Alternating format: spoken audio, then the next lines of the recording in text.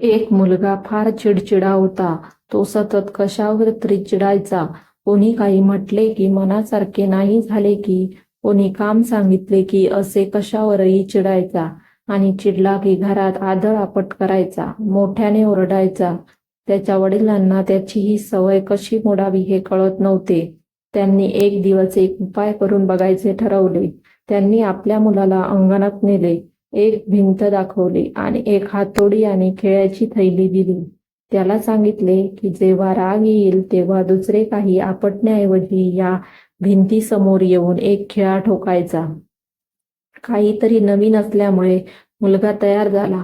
तो चिडल्यावर उत्साहात येऊन भिंतीवर खेळ ठोकायला लागला. त्याने असे बरेच खेळ ठोकले, पण हळूहळू त्याला खेळ ठोकण्याचा कंटाळा यायला लागला. तो काही न करता शांत राहायला लागला.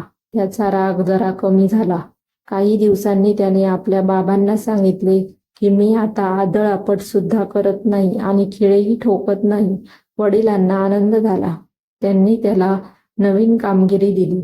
त्याला सांगितले की आता तू ज्या ज्या व्यक्तींवरची चिडचिड केली होतीस त्यांना आठव आणि त्यांना कधी गरज पडली की मदत कर. त्यांना आनंद होईल असे काहीतरी कर. असं काही केलंस की कुठलंही चांगलं काम केलंस तर या भिंतीवरचा एक खिळा येऊन काढत जा. हे काम मुलाने आनंदाने सुरू केले. दुसऱ्यांची मदत करून त्यांना छान वाटेल असे काही करून त्यालाही आनंद व्हायचा आणि त्याची खूण म्हणून खिळा काढला की अजून छान वाटायचं. काही दिवसांनी त्याचे सगळे खेळ काढून झाले. त्याने वडिलांना ती रिकामी झालेली भिंत दाखवली. वडिलांना आता मुलामध्ये झालेला बदल बघून फार अभिमान वाटला आणि आनंद झाला. त्यांनी मुलाला अजून एक उपदेश केला.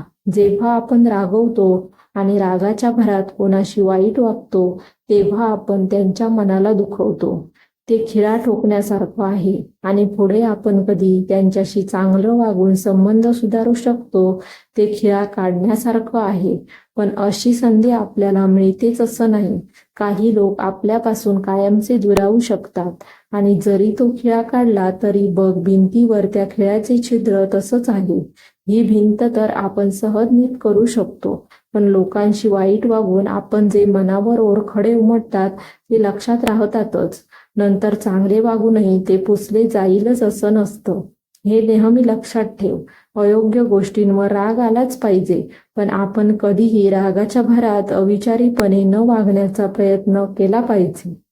धन्यवाद.